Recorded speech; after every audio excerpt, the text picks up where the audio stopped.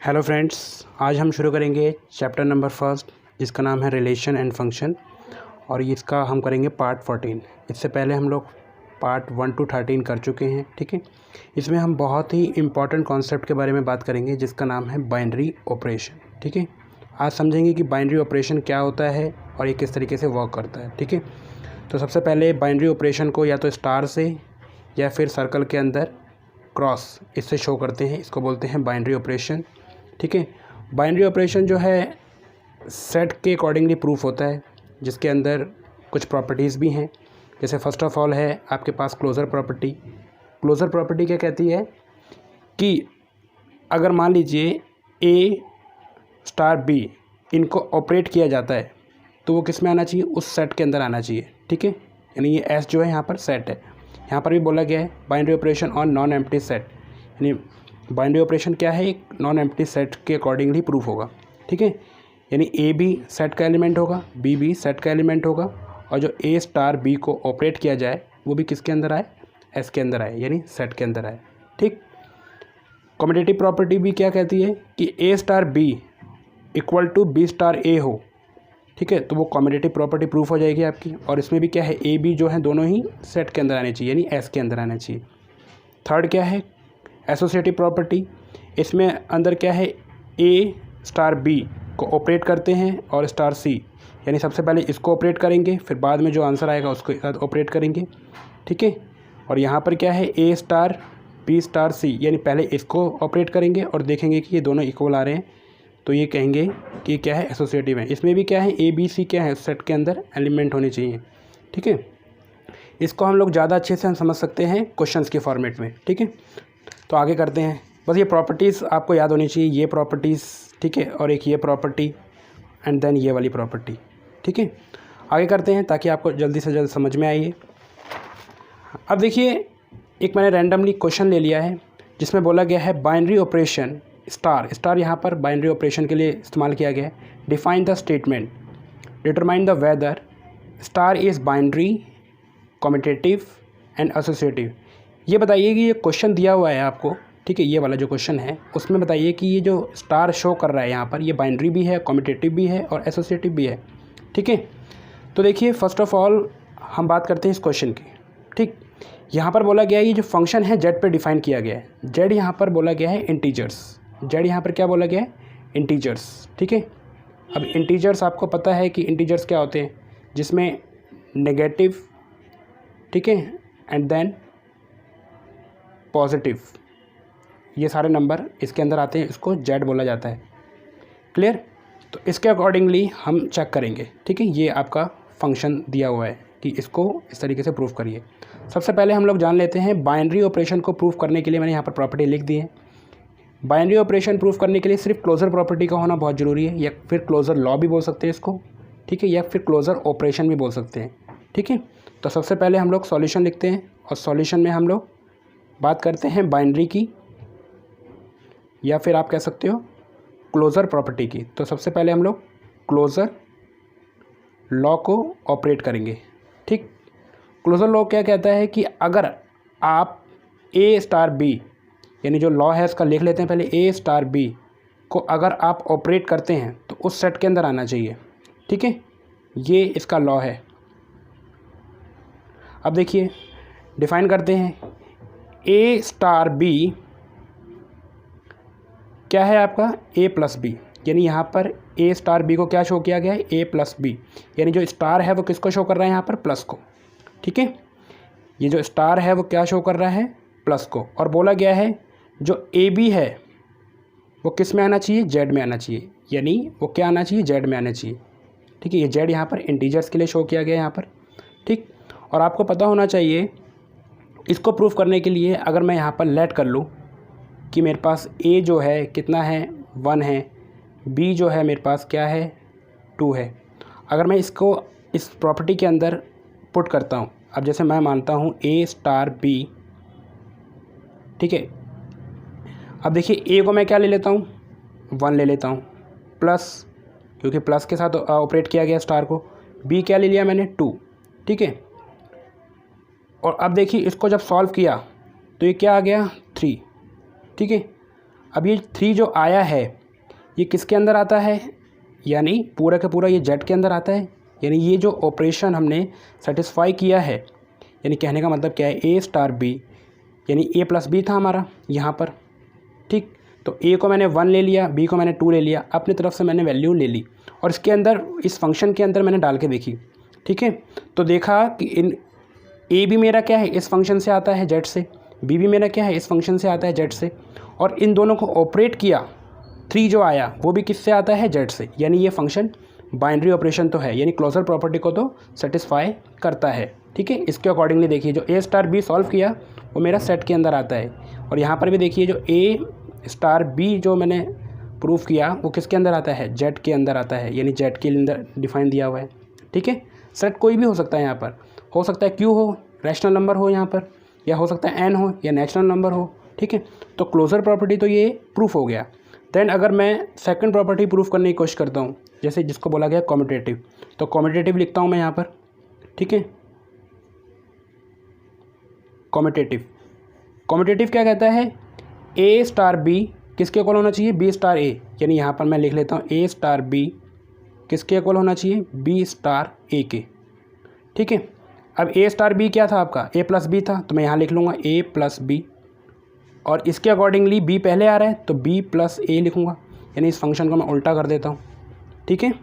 और अगर मैं वही वैल्यू डालता हूँ, देखिए यहाँ पर 1 आएगा, यहाँ 2 आएगा, यहाँ पर 2 आएगा, यहाँ 1 आएगा, तो ऑब्वियसली ये जो वैल्यू है इक्वल आ गई, यानी ये कॉम्यूटेटिव भी प्रूफ करता है। यानी जो एलिमेंट मैंने चूज़ किए वो इसी सेट से चूज़ किए, और जो आंसर आया वो भी किस में आ रहा है, इस जेड के अंदर आ रहा है, ठीक है, और दोनों इक्वल भी हैं, तो मैं कहूँगा ये कॉम्यूटेटिव भी है, ठीक है। बाइनरी तो था ही हमारा, क्लोजर प्रॉपर्टी भी शो हो रहा था, अब कॉम्यूटेटिव भी है। उसके बाद मैं शो करता हूँ आपका एसोसिएटिव, तो एसोसिएटिव मैं जो है यहाँ पर प्रूफ कर लेता हूँ, ठीक। एसोसिएटिव, अब एसोसिएटिव मैंने जब प्रूफ किया तो इसमें क्या था, A star B equal to A star B star C. अब देखिए सी को मैं यहाँ पर 3 ले लेता हूँ, तो सबसे पहले इसको ऑपरेट करता हूँ, इसको तो क्या आएगा, ए प्लस बी होगा, ठीक। और इसको ऑपरेट करता हूँ ए स्टार, तो ये क्या होगा, इसके अकॉर्डिंगली बी प्लस सी होगा। और अगर मैं इसको ऑपरेट करता हूँ तो ये क्या आ जाएगा, ए बी, इसको एक वैल्यू मान लेता हूँ, तो देखिए ये ए बी क्या है मेरा, ये एक ए है केवल, ये पूरा ए मान लिया जाए मेरा, और ये बी मान लिया जाए, तो ये ऐसे सॉल्व होगा ए प्लस बी, सॉरी सी की तरह, और यहाँ पर क्या होगा, ए प्लस बी प्लस सी, ये ऑपरेट हो जाएगा, यानी आप कह सकते हो कि ये जो वैल्यू है इक्वल आ जाएगी, ठीक है। प्लस के केस में तो ये इक्वल आ गया, यानी ये एसोसिएटिव भी प्रूफ हो गया।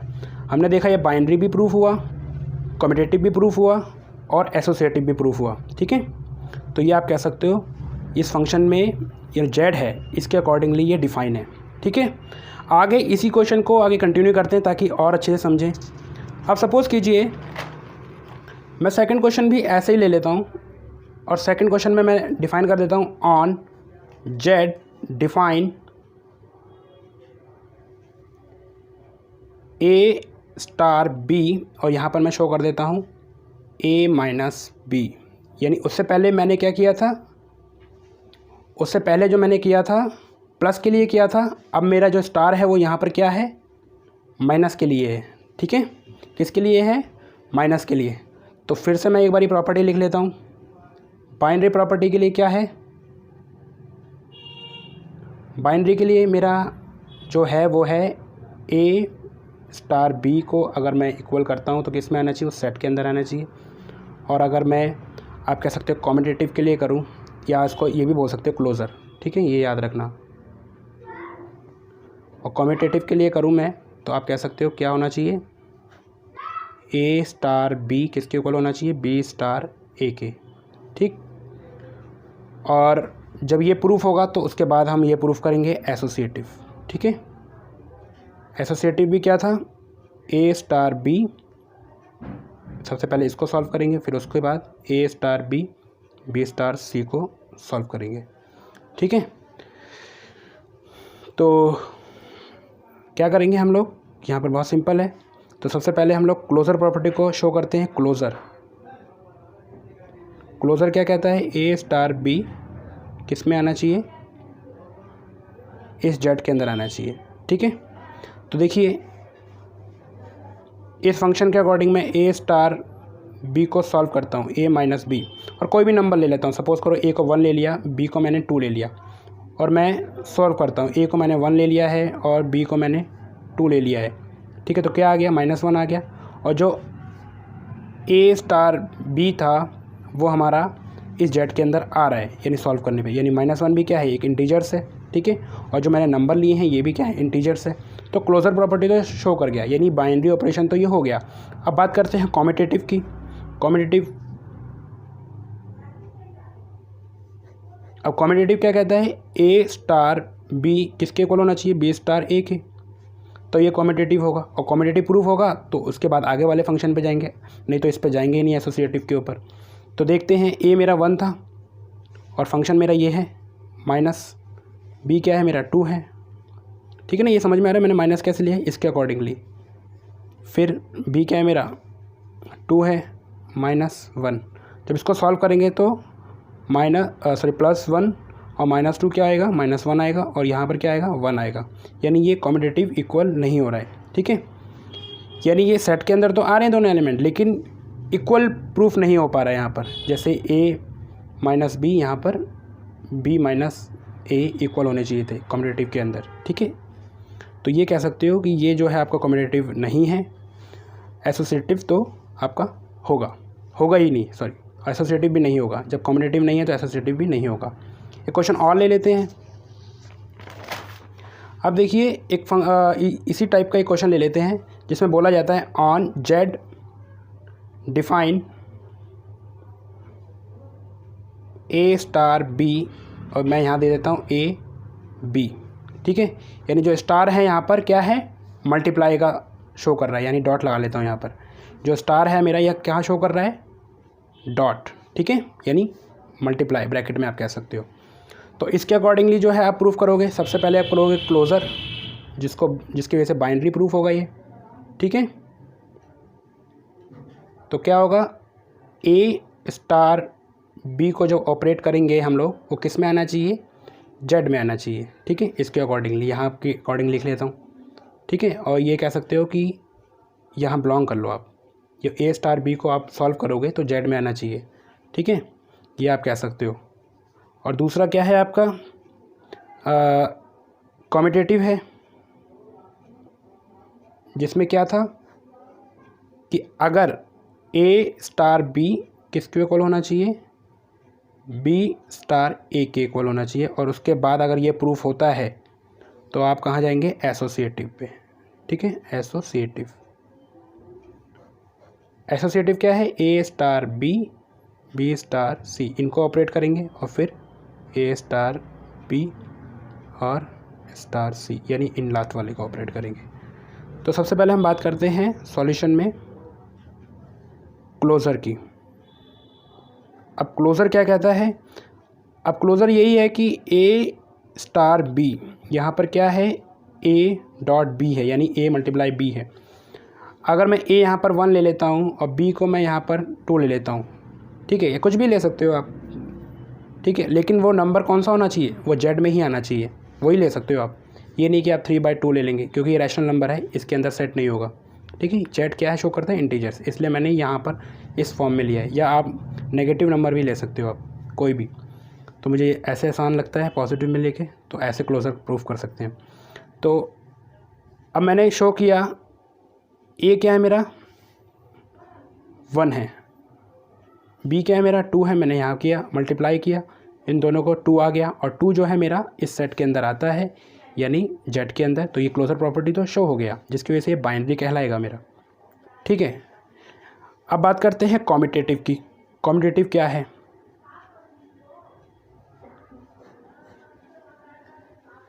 अब कॉम्यूटेटिव प्रूफ करने के लिए आप क्या करेंगे, ए स्टार बी और बी स्टार ए। ठीक, अब ए स्टार बी आपका क्या है, ए डॉट बी और बी डॉट ए।